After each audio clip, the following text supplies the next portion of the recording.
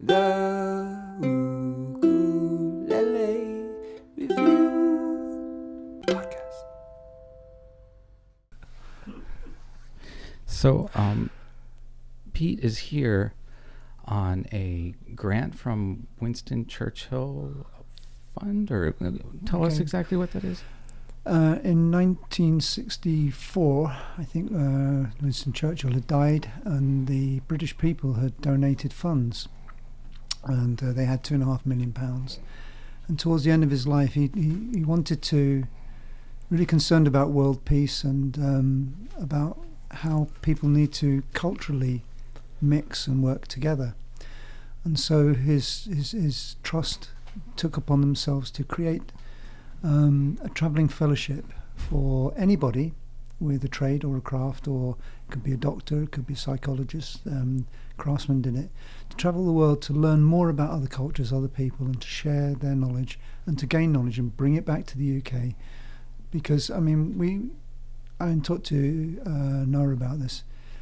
As a colonialising power, we did a lot of damage throughout the world, and I think that towards the end of his life, Winston Churchill was aware of this and wanted to find some sort of redress, and thought that putting people together would help them. So I applied for the grant to come, and was awarded it. There are 10 in my category. I'm one of 10 craftsmen, and my project is to look at best practice in ukulele building in the USA, and particularly Hawaii. So I came to one of the best places. Awesome. Best practice.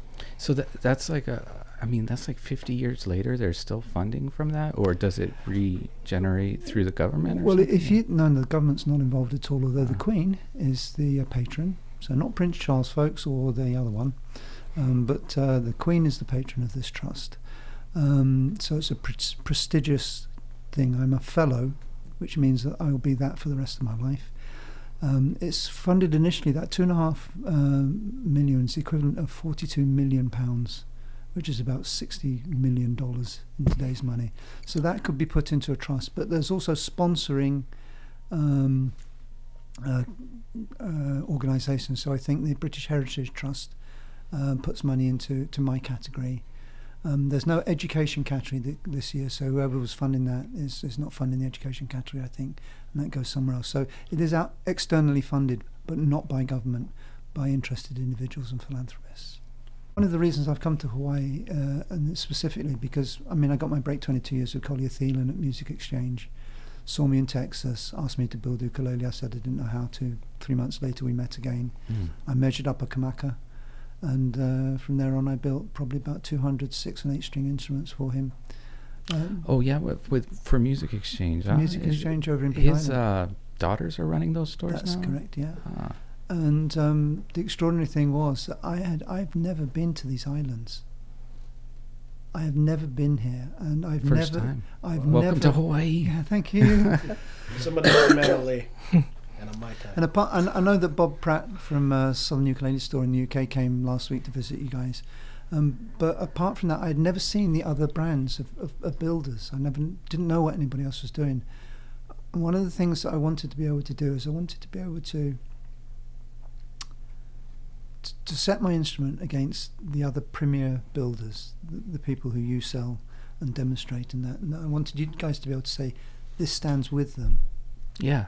And that is important. It does. That's important for anybody. You need to know where you are so that you can either improve or maintain your standard. Mm-hmm. And although I knew they were good, I didn't know if they were that good. And that is a really important thing for a builder. The thing that motivates people is their feeling inside whether they're successful or not. That's nice. I think you just took the Winston Churchill Fund up on their free vacation offer. I think you already knew you were good. No? Well, I'll tell you what, in the interview process is really cool. You do an online application, and you have to really remember what that application is, because there's somebody sat in the corner, and 5 people in a room, as you're being live interviewed, ticking off the boxes to see if you actually know exactly what you're going to do. So they're actually buying you. So I'm sitting there, and at one point I said, well, about 2004, the Ukulele Orchestra of Great Britain plays Smells Like Teen Spirit on Jules Hollins's Hootenanny, and everything changed. the whole thing changed, along with Jake doing his weeps, and people saw the ukulele not as a toy anymore, but as a means of communicating. And the guy sat in front of me. He had more public commissions of his glass sculptures than you can sort of shake a stick at. Said, "Yeah, I know. I was at that gig." So I thought, yes. And then they come to the end of the interview and they said, "And are you going to visit Hawaii?" And I kind of hang as, somebody's got to. Yeah. And they all smiled. I said, "Yeah, it does look a bit like a holiday." And they smiled a bit more. And I thought, I've blown it. I've done the Pete Howlett thing, running my mouth, and I've just blown it. But they liked the project. And on the day that I got the application, I sat in my workshop and I wept, because at that point I was recognised by an external body, and I'd never been recognised before. And I'd done gigs and got the applause, and I've had the Chieftains play to see me play, and that's another story. But to for somebody to actually get that is just incredible. It's such a privilege. That's awesome, and congratulations. Well, and you deserve it, because you're building ukuleles where they aren't necessarily where nobody else is. There's some people building in the UK now, but I mean, you were doing this. I remember when I was building with Cole out, and you were one of the only other people as far as individual builders that I knew about at the time, and I had heard about you, but the internet wasn't what it is nowadays, so it was I'm just now getting to know you too. Well, the amazing thing is that Collier Thielen believed in me. He really believed in me. The first two instruments I sent him, the bridges fell off. I forgot to put a bridge plate in, and I thought, I phoned him up and said, "How are they?" He said, "Well, the bridges came off." Laugh. Because he grew up, he had his formative years in the UK, so got a real British sense of humour. I think he's got a British wife as well or something. And I said, "Well, that's it then." He said, "No." He said, "I know what you're doing, and I know that you can do this for me. Phone Bob Gleason." So I phoned Bob, and that was one of many phone calls to Bob. And Bob and Collier are the two people that kicked me into this business and gave me the confidence to carry on. But funnily enough, I hope Bob listens to this, because he said when... I doubt he will. He said when... all right, I can say it then, can't I? I've already said, listen to it, Bob, Well, Bob said, "We'll see how long this guy lasts." And that sounds kind of sinister. It is, because about 2 years ago, one of my instruments came into his workshop for a neck reset, and I think I'd heard this from Chuck Moore, and and Bob was nothing but warm praise for my work.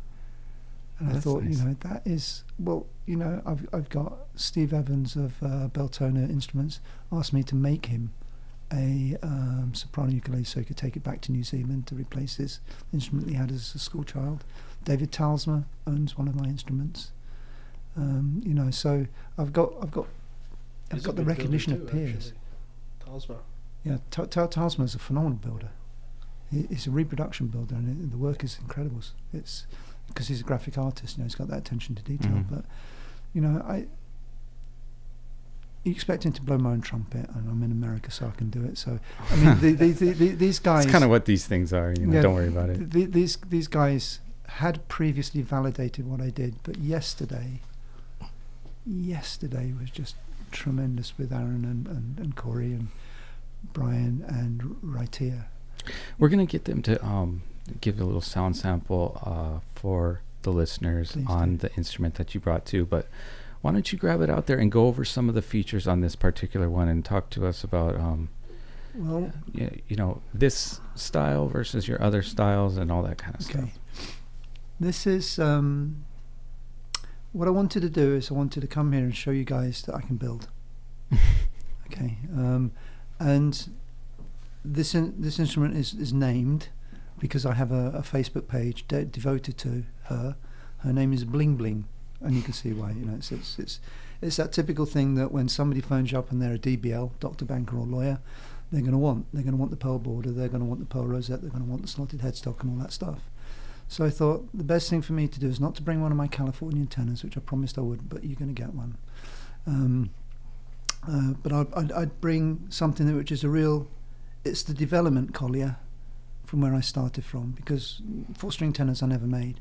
He wanted 8 and 6 string. So this instrument is the Koa I've got from Bob Gleason. It's compression curl, really beautiful piece, very, very hard to work and bend, because I hand bend the sides. I don't use a mechanical bender. So it's book matched. But the unusual thing about this is it has a shallow body. Now, the reason for that is that many of my clients in the UK are women, ladies, and a woman needs a shallower body to play the instrument more comfortably. So I thought, right, I'll try this. I'll experiment. I'll take 10 millimeters or 3/8 of an inch off the depth of the body, and see if it affects the sound. It had no effect. Had absolutely no effect. And you know, Carla do an instrument which is what? How thin is that? No, about an inch. Yeah, and I've seen one down there. Is that a chambered electric down in the workshop, or is it a thin body? Well, Noah's actually been building at various depths with his CS model. I don't know what you saw down there, but yeah, it was just something in the mold, and I thought that's. Oh, yeah. Well, yeah, he's been doing some slimmer. I think he takes about an inch off of what the normal depth is, and it's not like super slim like the electric, but it's kind of like this, and I think it makes a difference. I just don't think it takes volume away, but there's something different, like maybe sometimes like in his, I think you get a little bit more articulation in the attack, just a touch. And that's what Brian said. Brian made that real comment about, he used the word articulation, and so there's a slotted headstock, and this is inlay work from my assistant Tommy, who's still learning how to do it, so that mitre is not quite right. Aaron Oya, I don't know if you're going to hook up with him while you're here. I'll see him tomorrow. Okay, cool. You'll see him tomorrow. He does his are. What do you guys think? They're about at that depth, right? Some of his thin bodies, or even a touch thinner, maybe even. Yeah, it'd be nice to have a conversation with him about that. Martin Simpson said, "What I want from an instrument is one that doesn't need to be played."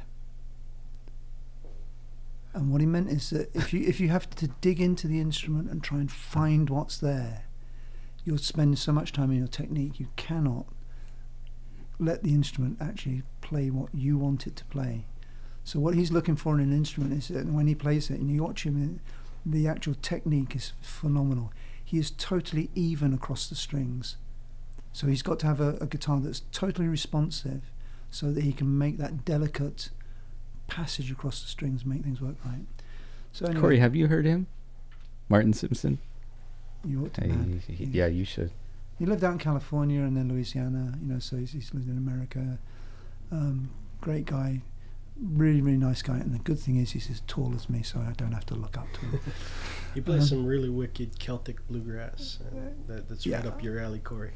Yeah, and to see Corey a day, he'll figure it out. His bottleneck that he plays with, slide that he plays with, cost him $500. It's made from solid titanium. Oh, really? Wow. Yeah. I mean, it's like you've got to be a weightlifter to sort of use the whole thing. So yeah, we have a slotted headstock with Rubiner tuners, and you guys really ought to get into Rubiner.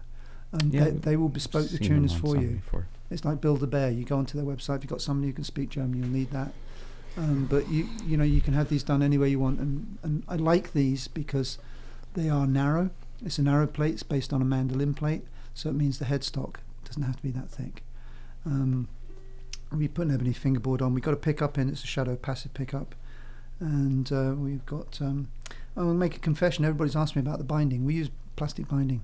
I don't like wood binding. I think plastic binding is, if it's good enough for Martin, it's good enough for me. So it's hard without a bending machine too.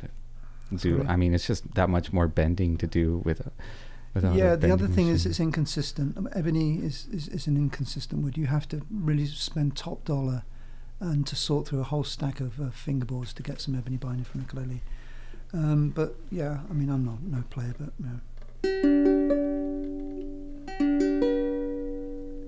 unbelievable. Normally you'd expect at least one string to have a strong voice, but it's just good balance.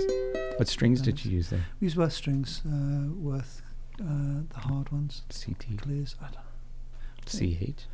I don't know. Tommy makes the specification on them, so I have no idea. And the idea for the instrument was to show, it's hand carved neck, One of the guys from Ukulele Underground was at the festival that I'd go to, the British Ukulele Festival, and he said, have you CNC'd this? And I thought that was probably about the best compliment I could ever have. But what was it? Have you seen what? Have you CNC'd it? Have you cut it on a CNC'd it on a CNC machine? The neck. Yeah, it's hand carved. Oh. What happens in my workshop is, because I have Parkinson's and the right side of my body is losing its strength, you'll notice that as I walk I kind of drag the right side of my body around, my hand doesn't swing. So yeah, I saw that recently. Yeah. I went on to learn a little bit more about you for this, and tell us how that came about. I mean, well, did you notice the symptoms and then go in, or did you happen to just nitrocellulose lacquer, inhaling ebony dust? I don't know what caused it. Oh, right. But why is it an environmental? Well, they don't know. Toxic kind of thing. No, they really don't know. Parkinson's can be caused by anything. Mine, and it's symptomatic for all Parkinson's sufferers, is the middle part of your brain dies, and that part of your brain produces dopamine. And dopamine works with adrenaline and all sorts of other things to make your muscles work. So getting up in the morning is a real difficulty.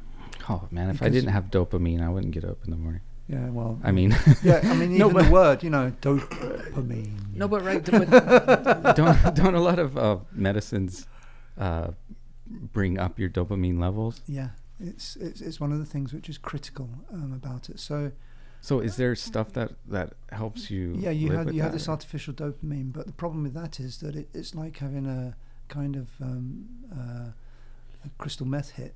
You know, it's instant, and then you crash. So I have to take 2 tablets. One stops the brain eating up this artificial dopamine and slows it down. The real problem is, excuse me,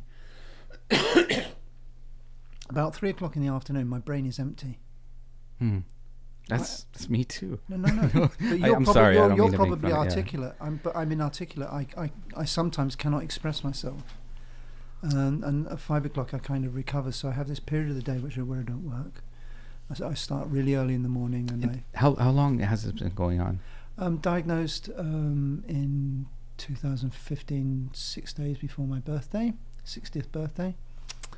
But about 2 years ago, I used to play this piece. If I can do it.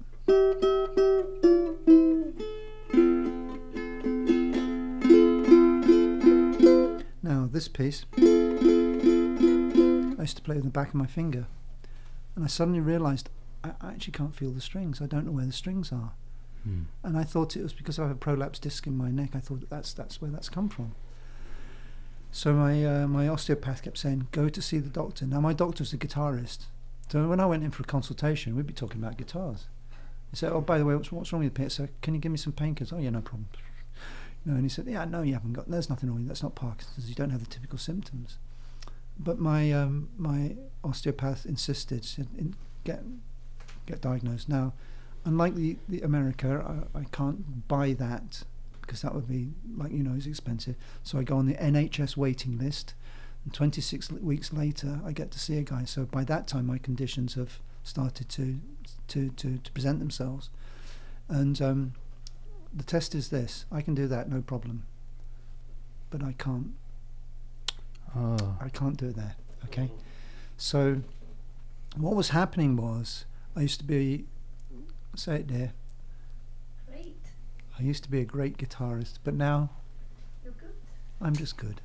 And I realized at that point something was really, really wrong, because I couldn't demonstrate the piece I used to demonstrate all my instruments with. I can't play like Corey. He's got this real beautiful. It's humbling, right? Well, welcome to my world. No. Yeah, but I think the thing is that this is like when you have an accident, and I've had one of those. I've got a thumb that's 3 millimeters shorter than the other one. You see the trauma, you go into shock, and you get over it. This trauma is something that happens for the rest of your life. So you're in a constant state of anticipating shock. They are doing like research towards, something that's. Thank you, Michael J. Fox. It takes an actor for somebody to to put money into it for something to happen. But there's Parkinson's UK too, which has been kind of discovering new things about both Alzheimer's and Parkinson's, which are at least promising. I mean, Yeah, this know, is. Hey guys. I know you have to live with this. And I've got to live with it. I yeah. don't need your sympathy. And No, you know, and I all get those that. sort of things. And the one thing is, I have a fundamental belief in God. I am positive about this. My wife and I laugh about the times when I fall over and, you know, I'm just creaking around. And unless you laugh in the face of it and say, you're not going to beat me, it will beat you down. And sometimes, I can remember probably about 3 months ago, I sat in my study and I was in tears. And I don't want to talking about this stuff. I was in tears because I could not play this one piece of music. And it was Martin Simpson that actually changed that, because I noticed he was using a thumb pick, and I thought, I wonder if I used a thumb pick, would that change it? And it did. And the other thing I realised, of course, is when you're a great guitarist, you just pick up the guitar, play it, and you can leave it a few days, you pick up the guitar and play it. You don't need to practice. I actually need to practice now, which is a real bummer because my wife has to get to hear that stuff. Which you don't like, do you, dear? Well, you know, he's Oh, actually trying to build. That's the first time you told a lie. Works. So, he's at 700. Well, where are you at? I think I'm at 796, and the goal, of course, is to build 1,000 ukulele. I have to say this: I have the most incredible assistant, and I love him. He's like a son to me. He's a facsimile of me in the workshop. He's like a gazelle. He's just bouncing around the workshop doing stuff, and you know, I'm there trying to sort of sand out a fingerboard. I'm going shh, shh. He's there going shh, shh, shh, shh. I'm there fretting donk, donk, donk. He's click, click, donk, donk, click, click, donk, donk. You know, he's like working on speed. What's his name? Let's give him a Tom shout out. Siegenspec. Tom has his own website. Let me just tell you about Tom. He's done a 4-year course in a technical college in Germany, a proper luthier course. He's got a certificate the size of that wall with the name of his university, which is about that long, and his qualification, which is about that long, which is a teaching qualification, and his assessors, who are looking at violin makers, guitar makers, cello makers, bass makers, real classical instrument makers, said that was the finest piece of work. His harp ukulele was the finest piece of work they had seen in 5 years. Are you still making harp ukuleles? I thought that was like years back. No. We had gotten some of the nuis that you had designed for them. I think three came through, maybe 4 at the most, but they were cool. I mean, challenging, but I still get asked them, but I mean, those. I used to make harp Yeah. guitars. You see, I mean, that was one of my things. man, when people can do it, it's beautiful. Yeah, and I think the interesting thing about Tommy is he said, you know, it didn't sound very good. It sounded great to me. You know, so there was a guy who kind of thought, I've got to improve. That's cool. I like people like that. You see a lot of potential in them, because if they're not satisfied, they're gonna just keep pushing to get better. Tommy said something really interesting. He said, if I won the lottery, I'd still come in and make ukuleles for you. We have the same passion. We're almost like in sync with everything. We believe the same things. We talk about the same things. And yet he's a guy, he plays the bagpipes. He's an in-demand bagpipe player in Germany. He'll be driving down the country roads, peeping his horn at the sheep. You know, so he's a kid at one moment, and then he's a complete adult, fully formed builder, master craftsman the next. He's done all the finish and setup here. So I present him with an instrument which is the body is built. You let him wear a kilt to work? Well, I wish he would, because I keep it really warm in my workshop, you know. But I mean, no, he's honestly, Andrew, he's. He sounds like he's the future, you know. He's coming up. He is the future, and the thing is that he is a worthy person to take my crown, and I'm going to put that aside, and that's not going to be. Excellent. Well, there'll be about 2 years' time. I think I'll have stopped making. So yeah, I mean, you know, this disability is definitely going to cut short what you had planned to do, but you have been teaching courses for years now, and you could continue to do that, right? That's exactly what I'm going to do. Yeah, there you and go. That's the reason I'm on Pass this on the fellowship. gift. I want to find out what other teachers are doing. I had a fabulous interview with the father and Noah this afternoon, and they probably don't think that I've got what I want, but I got exactly what I wanted from that. The understanding that in order to be a maker, in order to transfer something, you have to challenge the person who you're transferring. You can't just simply say, okay, you can sand bodies for a year. That isn't training somebody. That's you can pull somebody off the street. I've got Saturday Boy that does that. But this nurturing, this idea of taking somebody and saying, okay, I can see your potential. Now let's find out if we can develop that. And it's the same as a musician. You know, you see some musicians. I'm talking to Retia, and it's very interesting how she came to what she does. And I've got no idea what she's singing about when she's singing in that Hawaiian, but the emotion that it makes me feel is phenomenal. And I think about that every time somebody plays one of my instruments. I feel that same emotion. I'm thinking, that is speaking, and Tommy can actually do that. I don't think, and you'll forgive me, Tommy, because you know I've said this, I don't think you're quite there with your instruments yet, because that takes a long time to get to that point. I think it does take a long time to get to this point. He's young. He is young, but there's something about a maker who's a good maker that you cannot define, you cannot train, you cannot measure. Like the gift of music, it comes from somewhere else. Now, I would call that God, you might want to call it something else, but I think we have gifts that we come to this world with. Music is one of them that some people are really gifted with, and being able to make is another gift, and being able to make something well and beautiful that speaks is a greater gift. Is he from Wales too? He is from Germany. Oh, okay. Yeah, I thought I heard that. Tom, and so tell me, like, when the I should whole give you a clue. Brexit thing goes down in a couple of years, is like people like him going to have to leave? We will have adopted him by then. He'll be Tom Howlett. Oh, yeah. Well, I said to him, tell your mum we're going to adopt you. And when he came back after Christmas, I said, did you tell your mum we're going to adopt you? He said, well, she didn't say no. Ah. He's a sweet guy. What, does that work? I think you have to be under a certain age. Well, that's kind of a bummer, though. Yeah. I mean, certain relationships like that would be harder, or I don't know. Tommy is mature enough to know exactly how things are going to go. Bearing in mind the referendum is only a suggestion by the British people to the government. Things may change. Really? Yes. I thought it was like about 2 years, and it was gonna. No, we need to watch and see what's going to happen. Yeah. I think it's not going to affect me. In fact, it's done good for me because I quote all of my prices in pound sterling. So anybody wants to buy an instrument, the dollar is, I think, trading at 131, and it was trading at 160. So you're going to, make a substantial saving buying one of my instruments. I mean, I had friends that were over there that were thought it was good, and friends that thought it was like the worst thing ever. Yeah. And I mean, I think it depends on where you're coming from with it, but I'm sure you guys will find your way. Well, I think there are better things than Donald Trump, Well, don't. Yeah, exactly. If you think about it, I'll hold my tongue on this one. You take a look at our political system. It's just political systems, and in politics, I stay away from it. Yeah. And I think that one of the greatest things is this crosses barriers. Yeah, it does. When I used to gig out and play, I used to be a blues player. You'd be playing in a pub and people get restless. I say to my daughter, who used to be my singer, get the ukulele out. And I did this in the States and I did it in the UK. The response is exactly the same. Everybody goes, big smile on their face, and they're waiting for something magical to happen. Right. And it does.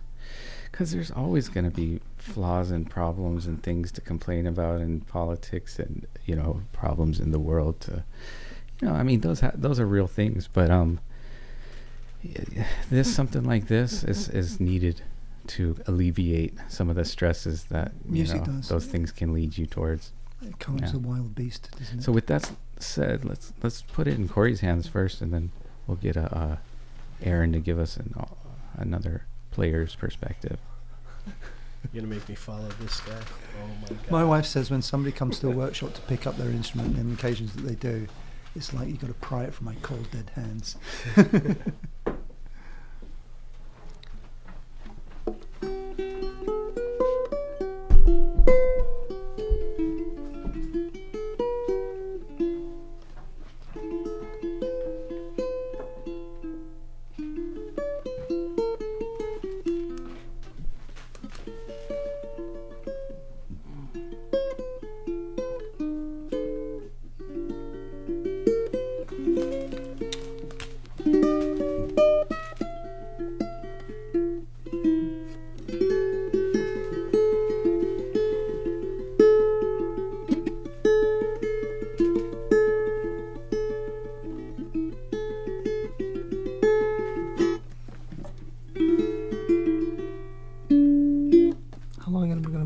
just gonna noodle around.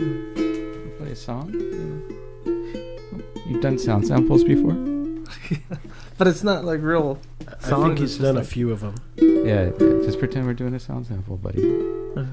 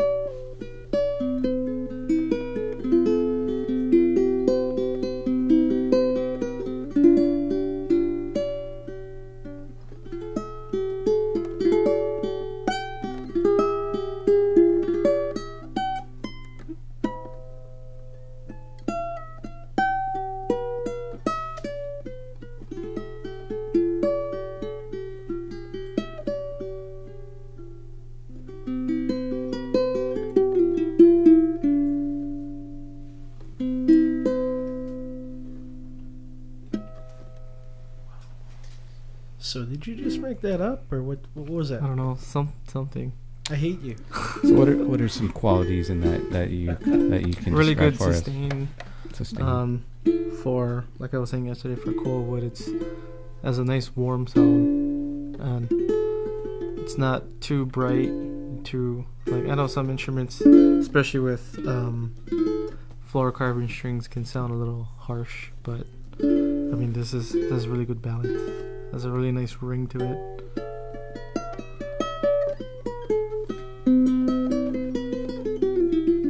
And the neck is really easy, it's fast. I don't have any issue playing chords or What's your nut width there, Pete? It's 36 millimeters with string space in the 36. The interesting thing that Corey said yesterday, said it sounds like a piano. Yeah, it has like that really long sustain and this, what do you call, that piano tone, like that tonal quality to it when you do individual like notes and stuff.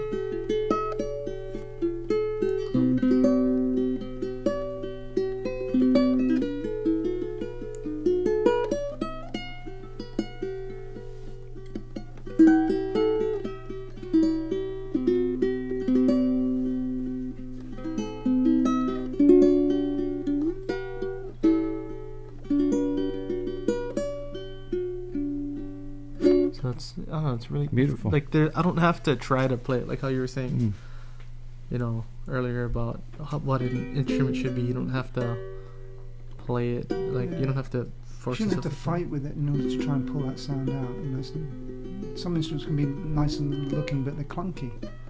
And somehow they're constipated. You know, you need to give them an enema. You know, to try and use enema. But I mean, everything about it I like. I mean, it looks. It's beautiful. So you're doing a traditional, like 3-fan brace, or what's the bracing on that? 2-fan bracing on that with the lower V. So it's a little bit like a classical guitar. And what is that? The Ramirez kind of thing at the bottom? Yeah, Ramirez Torres style. And then we put underneath. There's a really fat brace underneath the fingerboard, so there's not a thin brace there. And there's a really kind of tall brace south of the sound hole, and then around the sound hole there's quite a thick plate, about 1.5 millimeters there. We blended that in. It looks like the top is thicker than it really is. The top's about 1.7 millimeters. There's no graduating in the top at all, but I do that kind of flex thing to see if it's flexing rather than do a sound test, and then we test to see what pitch the actual sound box is at. They're normally around about F sharp. And I think radius. Yeah, we've radiused the front, and that's quite a radical radius. It's 22 foot. That allows you to have it lighter. Yeah, without- have it lighter, it's put still tension into stable, the front. To give it. What I think of it is if you put tension in the front, so you make that surface curved, and you make all your braces curved, so that you're not pressing a flat brace into a curved form. You put tension into the instrument, so it's like it's already in the starting blocks, ready to go. And the sound is already waiting to sort of get out there. And so when you actually play that, you've got this immediate attack. But also with that balanced soundboard and quite a thick back, because you'll notice there's also a very thick brace in the back. There's not two thin braces. That lower brace in the back is quite thick. That's a 12-foot radius with a thick back. You've got an instrument which is waiting to actually just get out there. And I think that's what you get with the sustain. You know, it's stopping. Although you can feel that vibrating, it's stopping more vibrations getting to the back, and it's making the front work a little bit harder. Was that an evolution over the last 20 years that slowly came to this? How long have you been doing this design? I've always known about tension in the front since college days. I did a teacher training course. So you weren't doing flat tops from the beginning at all? No. Oh, that's cool. And we had a guy there who said you've got to put tension into a musical instrument that's going to vibrate. It's got to have tension in it. He was a saxophone player. And I did it from day one when I built my first guitars, and when I built my Weissenborns, everything, you know, they've all had and it's always been a radical curve. You're going to see Chuck maybe next week or something like that? He's got even more of a radius. Really? I don't think Chuck's going to let me in his workshop. I think we're meeting at a food court or something. Yeah? Well, Chuck and I have we've got a good relationship, but it can be a bit testy at times because we do argue over certain things, you know. And, he's really easy to get along with. That's surprising. I'm not though. Oh, really? No, yeah, I argue about love stuff. Chuck.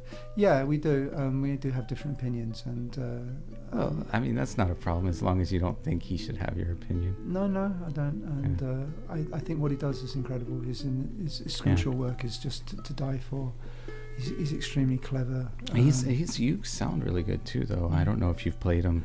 No, I haven't experienced them. I should have brought mine, but yeah, they're great. You know, I mean, you should definitely go see him and check him out. Yeah, I'm going to see Chuck and see Bob. I think I'm going to see. I can't remember who else I'm going to see, but principally, I've got to get to see Collier. I've been difficulty trying to sort of. I got in touch with his daughter, but I can't remember what her name is. And Collie doesn't have email. And gosh, it's been years since I talked to her. So I've got to find out the name, and then I can call by the shop and say hi. I spoke to you. Well, there's two of them, I think, on the. Oh, really? Yeah. Has he still got the shop in Volcano? Gosh, I don't know.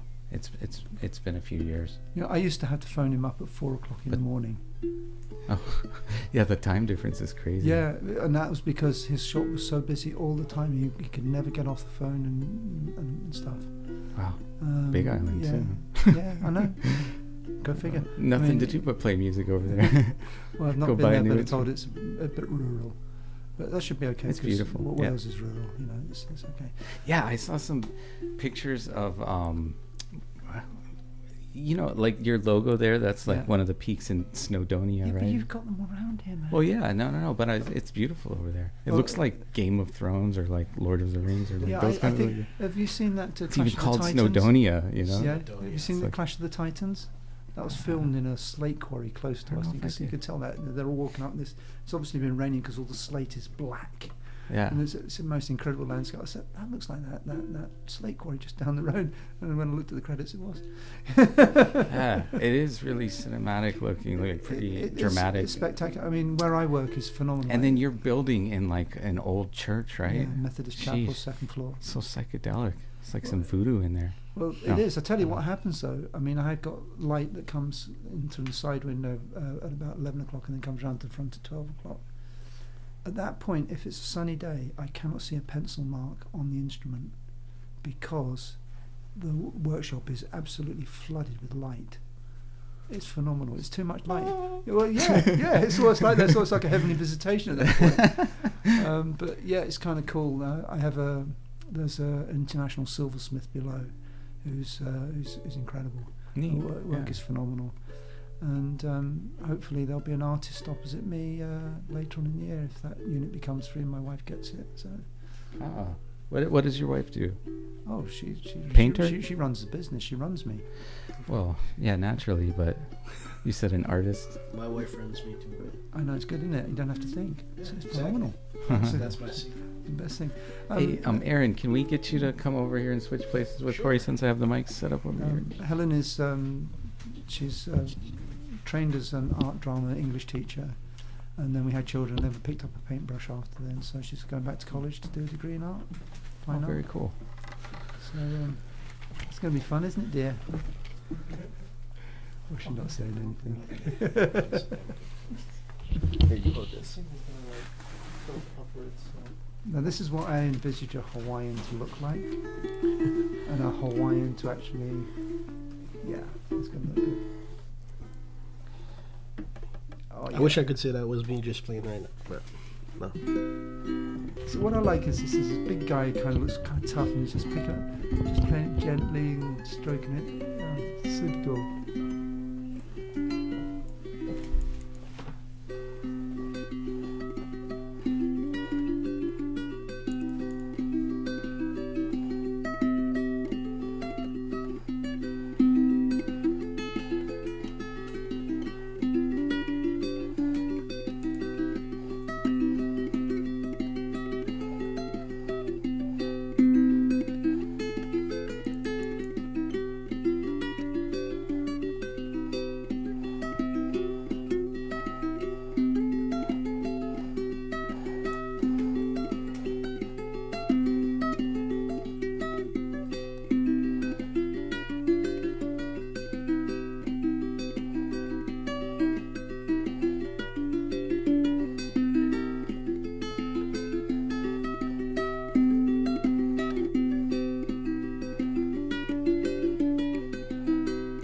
Definitely has a Hawaiian sound to it, you know? Yeah, I thought so too.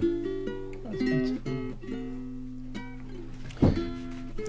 So last night I went on your website to find out more about you, because I mean we have just corresponded a handful of times. 26.5 inch inside leg. 190. No. Okay, you don't Wasn't know. looking for those things. Okay, all right, okay. But there was a video of you getting interviewed by the BBC, and there was something that you said that I was like, wait, about the ladies of the night. Oh, wait, I wrote it down. Oh, here we go. Here we go. I can. You said they used to call me in Hawaii the prostitute because I did it more often and I did it better. Yep. So explain. I've had this conversation with your father. When we started in 1994, CNCs weren't part of the scene.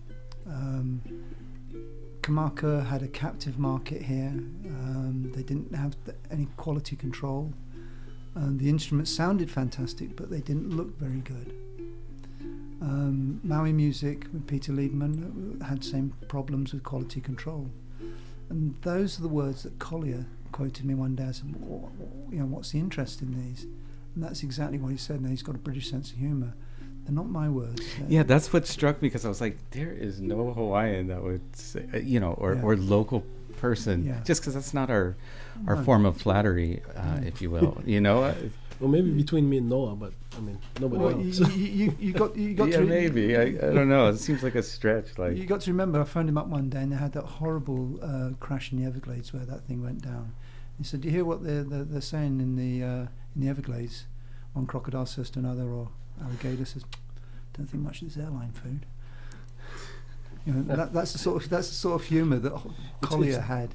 Dry British humor, man. No. It's really awesome. Yeah, no, I mean, trust me, it doesn't offend me, and but that's where that but quote I think that's where that quote comes from. It like kind of shocked me, because like there's a lot of like amazing builders over here. Now there is.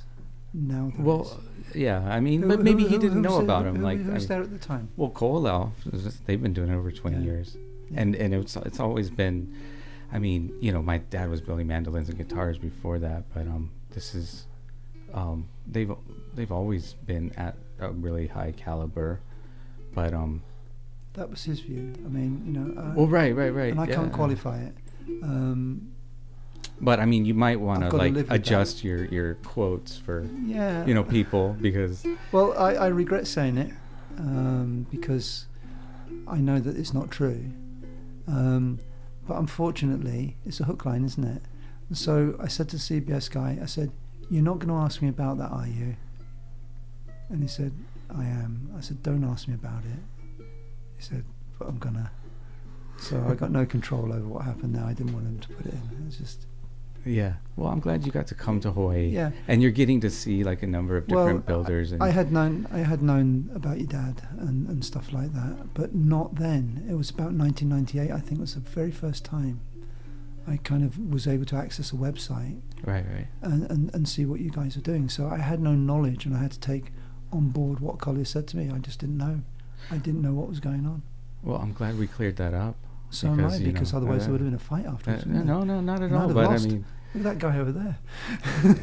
I don't hardly get offended, but I think the thing is, like, Hawaiians have been dealing with it for years, as far as like white people being like, we do stuff better than you. That's why they originally put the "Made in Hawaii" stamp on the back of all their ukuleles, and take a lot of pride in what they do. And there was many years where Kamaka carried it where there wasn't anybody, and so I don't know. It's just it could be a touchy thing, but I see where you're coming from, and you're quoting. Because I was like, who's? But Collier, it does make sense. It makes sense. I mean, he's got a dry sense of humour. He was championing me. I think he was trying to make me feel good about myself. I might have been phoning him on a day when things weren't going right. It's all of that. It's a quote from the time. You've got to look back to 1994. When things were different, and he was having a struggle with quality, which is why he came to me. I have no idea why he didn't go to you. Well, no, I mean, it's not that. It's just that the interview was from like last year. So I mean, you can't, now that you've been to Hawaii, you've seen more of them and stuff. Things it's change. I hadn't seen your ukuleles before you just came and showed us this. And now I have like a ton of respect for what you do, and would be glad to support it with what we do, and part of it without any strings attached. We're not getting this ukulele as far as I know, and we're not Brian Tolentino's already said that he's taking. Yeah, this I mean, thing. we'll definitely be happy to buy ukuleles from you, but I mean, this video and podcast isn't with any sort of ulterior motive. Partially it's because I want to promote you, because I've here and there, I don't have that much time to just browse all day, but I've seen you give resources to the community and to people that want to build, and seen you be active in forums and YouTube and doing what you do, which and I think like giving always comes back, not like it's the reason for doing it, but that's partially like why I want to show people within our customer base and our followers, this builder from the UK that's been doing it for many years and is completely on point as far as I can tell. Well, one of the things which I want to get out there is that I believe that unless you give, you cannot get, and you have to leave this world a better place than when you came into it. And the only way that I can do that is to share the gift I have, and that gift comes from God for me, could be on somebody else for somebody else, and He's expecting me to share it. And one day I'm going to have to account to Him for that. I agree. And if I can't hold my head up and say, look, I came to this earth and with all these gifts, and I made it a better place, are you happy with that? I would expect Him to say yes. And things like not fully understanding what's happening in here in Hawaii. I just don't, I've come here raw, not knowing what's going on, and getting a better insight. And I had to come.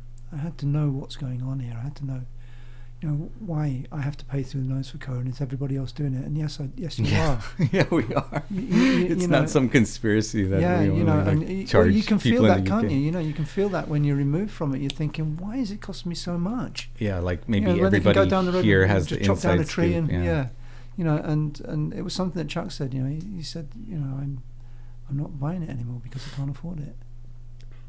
And that is one of the saddest things, that if a builder cannot afford the best materials, how can he possibly honour No, but there's a lot of good tone woods. I mean, there's you know, like you built most of your career with other woods other than koa, and you know that you can build a sonorous, beautiful looking as well instrument. Well, out of Martin other Simpson's tone woods. piece was made in Makore. We've made the myrtle, which we get from Les. I'm buying black walnut at the moment, Claro walnut figured, a gunstock quality, for a new range of instruments which Tommy making. Is going to be a Howlett Ziegen spec ukulele rather than a Pete Howlett ukulele. So more of that to come, but it's to give Tommy an opportunity to actually show his skills more on the instrument with inlay work and stuff like that. So yeah. Well, listen, Pete, I would love to show more of your instruments in the future.